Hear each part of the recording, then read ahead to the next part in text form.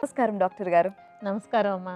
ఈనాటి మన ఆయుష్ కార్యక్రమంలో ముందుగా ఆయుర్వేదంలో పునర్నవ మూలికకు ఉండే ప్రత్యేకత ఏంటో తెలియజేస్తారా? అలాగేనమ్మా.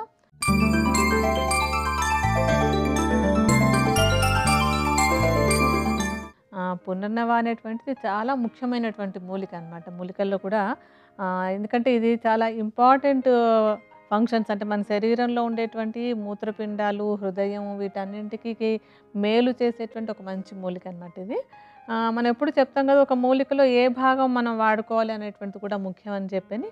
ఇదే పునర్నవలు కూడా మొత్తం మూలిక మొత్తాన్ని వాడుకోవచ్చు. ఇందులో ఆకులు, కాండము, వేర్లు అన్నింట్లో, అంటే మొక్క మొత్తంలోనే ఔషధ గుణాలు ఉంటాయి. సో అన్ని భాగాలను కూడా మనం వాడుకోవచ్చు. దీన్ని తెలుగులో గలిజేరు అంటారు. అంటే ఊళ్ళల్లోనూ అక్కడ కూడా గలిజేరు మొక్క అంటే తెలుస్తుంటుంది. పునర్నవ అనేటువంటిది సంస్కృతమైన పేరనమాట. ఈ పునర్నవ అని ఎందుకు పేరుందంటే, పునర్నవ అంటే మళ్ళీ కొత్తగా కణాలను పుట్టిస్తుంది అని. నవ అంటే కొత్తది, పునర్నవ అంటే మళ్ళీ కొత్త కణాలను పుట్టించేటువంటి శక్తి ఉన్న ఒక మంచి మూలిక కనుక దానికి పునర్నవ అని పేరు పెట్టారు. అంటే మూలికలు అన్నింటికి కూడా ఆయుర్వేదంలో సంస్కృతం పేర్లు ఎప్పుడు అవి చేసేటువంటి కొన్ని ఫంక్షన్స్ని మనకి తెలిపేలాగా ఉంటాయన్నమాట. ఈ గలిజేరులో అంటే ముఖ్యంగా ఈ మూలికలో ఉండేటువంటి ప్రధానమైన లక్షణం ఏంటంటే, శరీరంలో ఎక్కడైనా సరే అక్కర్లేనటువంటి నీరు చేరి వాపులు ఉన్నట్టయితే ఆ నీటిని బయటకు పంపించేసి వాపులు తగ్గిపోవడానికి ఇది చాలా బాగా ఉపయోగపడుతుంది.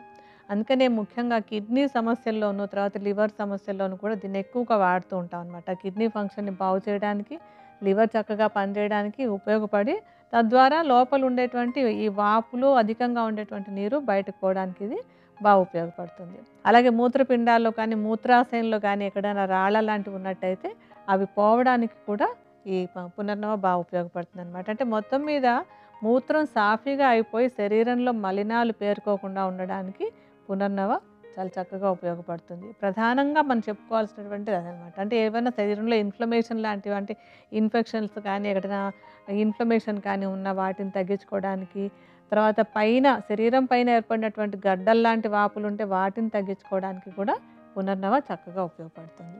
డాక్టర్ గారు, ఎలాంటి అనారోగ్య సమస్యలకి పునర్నవ మూలికను ఉపయోగించుకోవచ్చు?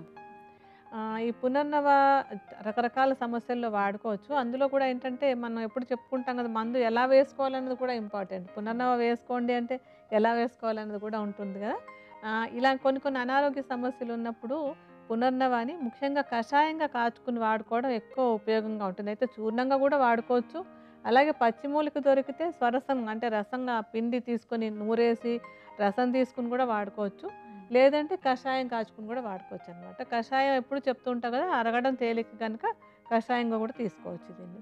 మూత్రపిండాల్లో కానీ, మూత్రాశయంలో కానీ, అంటే కిడ్నీల్లో కానీ, బ్లాడర్లో కానీ రాళ్ళు తయారై ఉన్నట్టయితే కనుక అవి బయటకు పోవడానికి పునర్నవ కషాయం చాలా చక్కగా ఉపయోగపడుతుంది.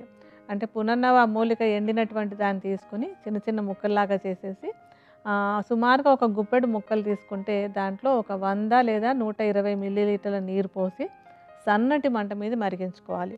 ఎప్పుడూ కషాయం కాచేటప్పుడు తప్పనిసరిగా మంట సన్నగా పెట్టుకోవాలి. గబగబా పెద్ద మంట పెట్టేస్తే అయిపోతుంది కదా, పని అయిపోతుంది అనుకుని హడావిడి పడుతుంటే ఆ మూలికలో ఉండేటువంటి గుణాలు నీళ్ళలోకి రావడం కాకుండా ఆవిరైపోతాయి. అందుకని పెద్ద మంట మీద కాకుండా సన్నటి మంట మీద నిదానంగా కాచుకొని, అది 4వ వంతు మిగిలే వరకు, అంటే ఒక గ్లాస్ నీళ్ళు పోసామంటే ఒక పావు గ్లాస్ మిగిలేంత వరకు దాన్ని సన్నగా మంట మీద కాచి, ఆ మిగిలినటువంటి దాన్ని వడపోసుకొని వెచ్చగా ఉండగా తాగాలి. కషాయం ఎప్పుడు కూడా గోరువెచ్చగా ఉండాలి. అలాగే కొంతమంది అడుగుతూ ఉంటారు, ఒకసారి కాచి పెట్టేసుకుని తీసుకుంటూ ఉండొచ్చా అని చెప్పి. ఒకసారి కాచి పెట్టేసి రోజు మొత్తం అంతా దాన్ని మళ్ళా తీసుకోవడం అనేటువంటిది పద్ధతి కాదు. ఎందుకంటే దానివల్ల ఉపయోగం లేదు. ఎప్పటికప్పుడు కషాయాన్ని కాచుకుని అది వెచ్చగా ఉండగానే తాగాలి. మళ్ళా ఒకసారి కాచిన దాన్ని చల్లారిపోయాక తాగడము, లేకపోతే చల్లారినటువంటి దాన్ని మళ్ళీ వేడి చేసుకుని తాగడం, ఇలాంటివన్నీ కూడా ఔషధంకి ఉపయోగపడడానికి మంచిది కాదు అది. అందుకని ఎప్పటికప్పుడు గోరువెచ్చగా తీసుకుంటూ ఉండాలి. అలా గోరువెచ్చటి కషాయాన్ని 30 మిల్లీలీటర్ల పరిమాణంలో ఉదయము, సాయంత్రం 2 పూట్ల కొన్ని రోజుల పాటు తీసుకున్నట్టయితే కనుక ఈ మూత్రాశయంలో కానీ, మూత్రపిండాల్లో కానీ చేరినటువంటి రాళ్ళు నెమ్మదిగా అవి బయటకు వెళ్ళిపోతాయి. అంటే కొంచెం పెద్దగా ఉంటే చిన్న చిన్నగా పొడిలాగా అవి వెళ్ళిపోతాయి. చిన్న చిన్నవి అయితే కనుక అవి మూత్రం ద్వారా వెళ్ళిపోతాయి అన్నమాట. అలాగే ఇంకా ఏంటంటే, శరీరంలో వాపులు ఎక్కడైనా కాళ్ళల్లో కానీ, చేతుల్లో కానీ, మొహంలో కానీ ఎక్కడో ఒకటి వాపులు అవి వస్తూ ఉంటాయి రకరకాల కారణాల వల్ల. అలాంటి వాపులు ఏవైనా వచ్చినట్టయితే అవి తగ్గడానికి కూడా పునర్నవ చక్కగా ఉపయోగపడుతుంది. శరీరంలో ఎక్కడ వాపులున్నా సరే అటువంటి సమస్య ఉన్నటువంటి వాళ్ళు పునర్నవాని కషాయంలాగా చేసుకోవాలి. ఇప్పుడు మనం చెప్పుకున్నట్టుగానే ఒక 120 మిల్లీలీటర్ల నీళ్ళల్లో ఒక గుప్పెడు పునర్నవ ముక్కలు వేసేసి దాన్ని బాగా మరిగించుకుని 4వ వంతు మిగిలాక దాన్ని వడపోసి తీసుకొని ఒక 30 మిల్లీలీటర్ల పరిమాణంలో ఉదయం సాయంత్రం కూడా ఈ కషాయం తీసుకుంటున్నట్టయితే కనుక ఈ వాపులు తగ్గడానికి పునర్నవ చక్కగా ఉపయోగపడుతుంది. అలాగే ఇంకొకటి ఏంటంటే గుండె సమస్యలు ఉంటాయి. హార్ట్ సంబంధించినటువంటి సమస్యలు ఉన్నప్పుడు హార్ట్ ఫంక్షనింగ్ సరిగా లేకపోయినా రకరకాల సమస్యలు ఉంటాయి గుండెకి సంబంధించి.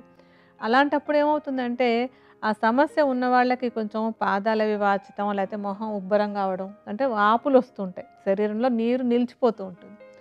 ఆ సమస్య ఉన్నటువంటి వాళ్ళకి, అంటే హార్ట్ ప్రాబ్లం వల్ల శరీరంలో వాపులు వచ్చినటువంటి వాళ్ళు కూడా పునర్నవ కషాయాన్ని తయారు చేసుకొని, మనం ఇందాక చెప్పుకున్నాం కదా కషాయం ఎలా తయారు చేయాలో, ఆ విధంగా కషాయం తయారు చేసి మీరు మిగతా మందులవి వాడుతుంటే ఆ మందులు వాడుకుంటూ కూడా దీన్ని వాడుకోవచ్చు.